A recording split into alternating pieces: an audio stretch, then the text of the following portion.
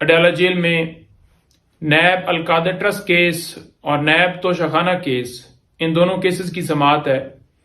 इमरान खान साहब की हद तक नैब अलकादर ट्रस्ट केस में जमानत बाद अज गिरफ्तारी की दरखास्त के ऊपर समाअत है और तोशाखाना केस में जमानत कबल अज गिरफ्तारी की दरखास्त के ऊपर समाअत है।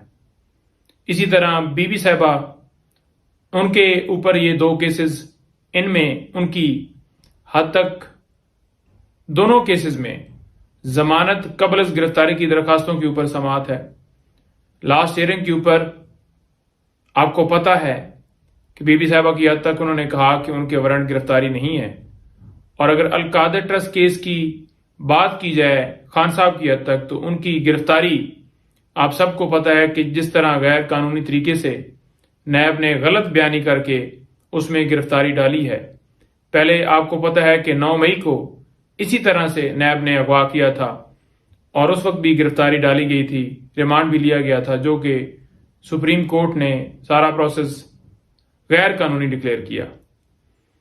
तो आपको पता है कि नैब ने जिस तरह से गलत बयानी जो है वो की है इस अलकादर ट्रस्ट केस के अंदर, 2 से 3 डेट्स इस बुनियाद के ऊपर उन्होंने ली हैं कि जो नैब का लॉ है उसके मुताबिक 10 दिन का टाइम जो है वो रिक्वायर्ड है इस दरखास्त को दायर करने के लिए, जो हमने रिवीजन दायर की थी इस बुनियाद के ऊपर कि इमरान खान साहब की दोनों दरखास्तें जो हैं वो बहाल की जाएं।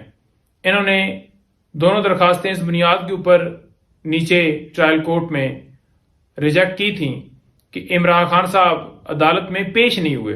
हालांकि अदालत ने हुक्म देना था, इंतजामिया का काम था सिक्योरिटी देना और खान साहब को पेश किया जाता। अगर ये सिक्योरिटी का बहाना जैसे आपको पता है बनाते हैं, तो फिर वीडियो लिंक के जरिए हाजिरी लगा के दरखास्तें खारिज ना होती और वो डेट्स अडजन होती, जो भी आगे तरीकाकार बनता।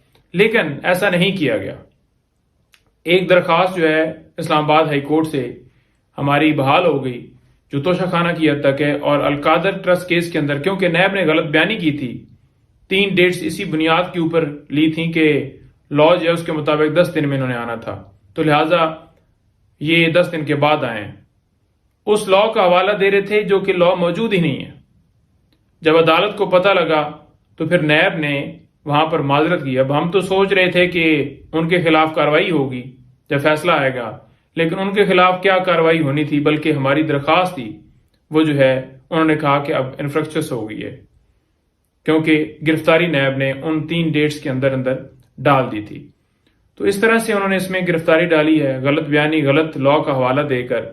और इसी तरह से ये सारा केस चला रहे हैं। आपको पता है घंटों इन्होंने तफ्तीशें जारी रखी, बाहर एक हाइप क्रिएट की गई कि 11 घंटों से नैब की टीम जो है वहां पर मौजूद, एक टीम के बाद दूसरी टीम आ रही है। और जब खान से पूछा तो उन्होंने कहा कि 10-15 मिनट 20 मिनट जो है वो क्वेश्चन करते थे और बस बैठ जाते थे और बस फिर ब्रेक और यूं गप्पे शप्पे लगाते थे। तो ये शो करवा रहे थे कि बहुत ज्यादा ये इसके अंदर मामला जो है ना वो निकल आया है और बड़े सवालात, और इमरान खान साहब सवालों के जवाब नहीं दे रहे। इसीलिए खान साहब ने कहा कि ये बाहर गलत रिपोर्टिंग हो रही है, गलत खबर चल रही है, तो ये मीडिया की एक्सेस इसलिए जरूरी है ताकि कौम को असल हकायक पता चलें कि प्रॉपर्टी जो है वो जो कहते हैं कि इमरान खान के नाम पर लग गई जी, भाई वो ट्रस्ट है और इमरान खान साहब और बीबी साहबा उसके अंदर ट्रस्टी हैं। इसी तरह से जो पैसे थे वो सुप्रीम कोर्ट के अकाउंट में आए, एक प्राइवेट अकाउंट से जो बैरिया का था। तो वहां पर बताएं इमरान खान साहब का क्या इंटरेस्ट है। तो इस तरह के इन्होंने केसेस बनाए हुए हैं। और अगर देखा जाए तो तोशाखाना वाला केस, तो उसको अगर देखें तो एक केस जनाब नैब के अंदर ये चल रहा है, एक केस जिसमें खान साहब को सजा हो गई थी, यही नैब तोशाखाना केस, और तीसरी एक FIR भी दी हुई है इस तोशाखाना केस के रिलेटेड। तो बात यह है कि हमेशा हमारा जो लॉ है वो ये कहता है कि अगर कोई जुर्म होगा तो उसकी